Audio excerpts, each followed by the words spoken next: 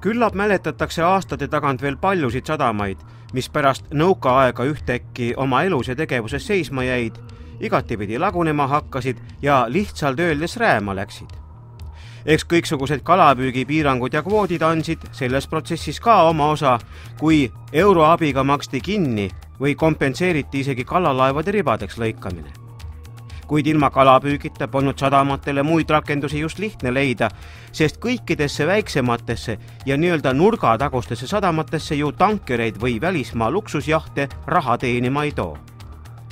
Ometi pääsesid paljud sadamad siingi eluga ja seda tänu nii investeeringutoetustele kui julgetele ja ettevõtlikele äriühingute juhtidele või sadamaomanikele, kes riikliku arengukava pakutavad võimalused ära kasutasid. See tähendab, võtsid pangalaenuga riske, et toetuse omaosaluse 50% kinni maksta. Nii tegid ka osaühingu Melson Group juhid, kui 2005. aastal avatud kalasadamate moderniseerimise meetme all PRIA-le toetustaotluse sisse andsid. Tehti seda maksimaalse toetussumma ulatuses ja saadigi pea 7,5 miljonit krooni.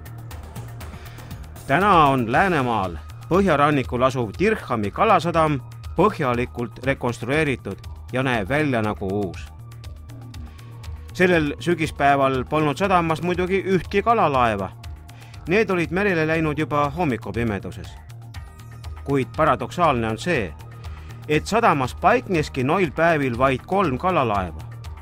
Just siit see küsimus tekkiski, et kas või mille nimel oli üldse mõtet teha 15 miljoni kroonine investeering. See on natuke niimoodi hooajas kinni ja kõikidest muudest näitajatest kinni ja loomulikult see on väga suur investeering, mis siia sai tehtud ja siin oli ka suur abi poolt see 7,4 miljoni osas, kuid kogu selle sadama ülalpidamine on selline kerge fanatism, et seda asja siin arendada ja siin teha, et see ei ole väga lihtne tegevus. No võiks eeldada, et ta peaks teile ka mingit kasu tooma, sest kui siin käib praegusel hetkel ainult 3 laeva, mis hommikul on läinud ja ei tea, millal õhtul veel tulevad, et selle pealt vist suurt ei teeni või kuidas sellega on? Jah, et meie vaatame tulevikku, et täna see on kerges madalseisus, aga me vaatame tulevikku ja loodame, et see asi paraneb. Aga milline see tulevik võiks siis olla, et kust neid laevu peaks siia sellesse sadamasse siis tulema või mis moel neid siia meelitada? See on natuke keeruline küsimus, et missugune saab olema kalanduspoliitika Eestis, et kui palju üldse jääb kalalaevu alles ja mismoodi nad käituma hakkavad, aga Dirchamil on väga hea asukoht nagu talvise kiluräime püügi puhul, et me asume väga sellises lahtise veega piirkonnas, kus on lihtne kala püüda, et meid ei sega jää ja me oleme aastaringselt avatud. See on kahtlemata väga optimistlik tulevikuvaade. Kuid seda, kuidas Dirchami sadam oma 30 aastat vana kaiga enne rekonstrueerimist välja nägi, on praegu juba üsna raske ette kujutada. See kai kohati oli ta kitsam ja ta oli ebatasane ja töö tegemiseks ehk siis kala laadimiseks ja selleks oli ta väga ebasobiv. Milliseid süsteeme siis ühes väiksemas kalasadamas üldse vaja on, et ta oleks kaasaegne ja igati vastuvõetav ja nõuetele vastav?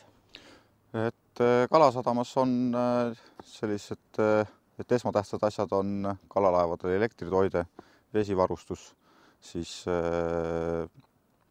kala laadimiseks ehk siis lossimiseks erinevad kohad, et see oleks võimalikult mugav, võimalikult turvaline, et see oleks valgustatud ja tagaks kõik ohutusnõuded selle juures.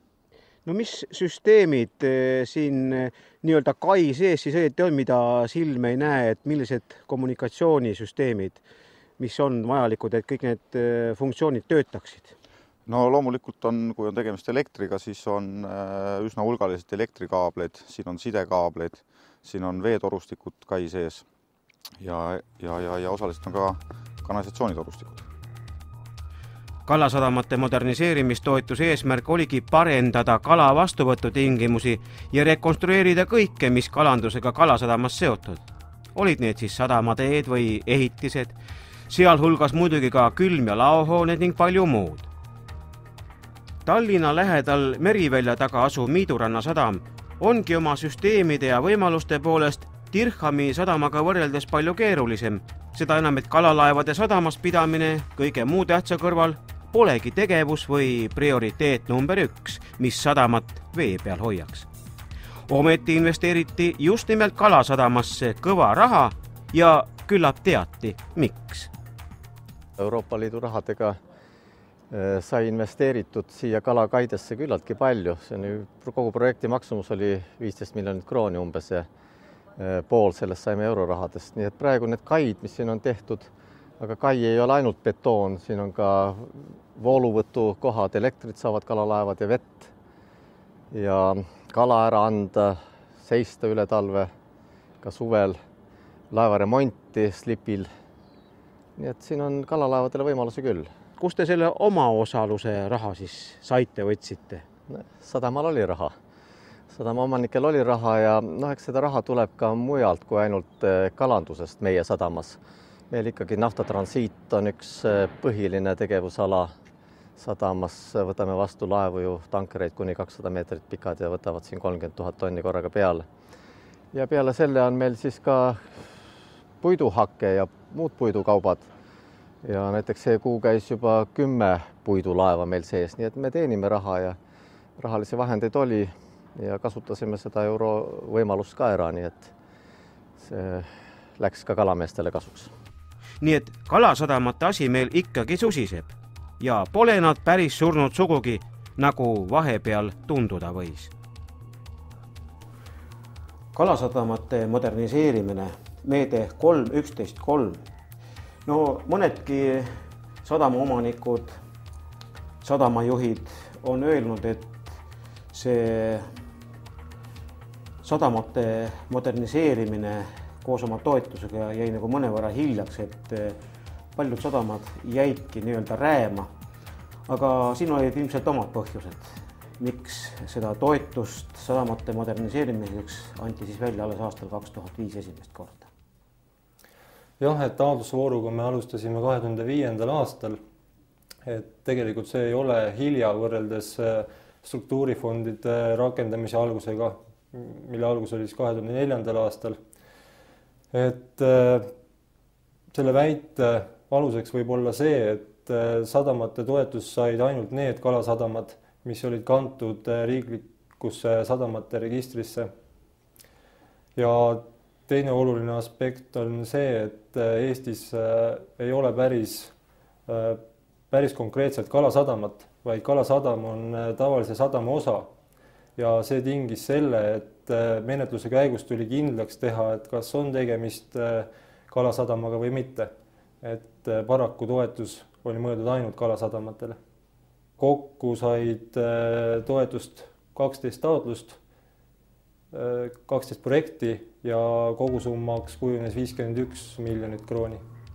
Kuidas seda summat hinnata, kui vajadusi silmas pidada? Tegelikult see summa hetkel kattis ka meie just registrisse kantud kalasadamate vajadused.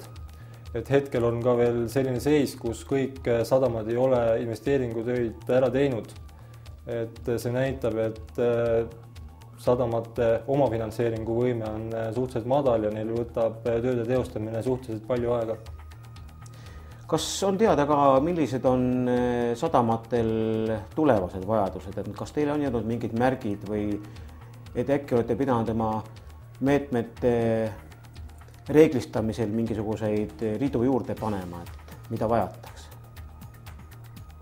Sadamate puhul eelkõige tulekski kaaluda seda, et saaksid toetust ka väiksemad sadamad, kus toimub siis kalalossimine. Aastateks 2007–2013 on samuti horisontaalne sadamatele mõeldud toetuse meede ja ilmselt on võimalik siis teha ka kohaliku initsiatiivgruppide poolt sadamate investeeringuid.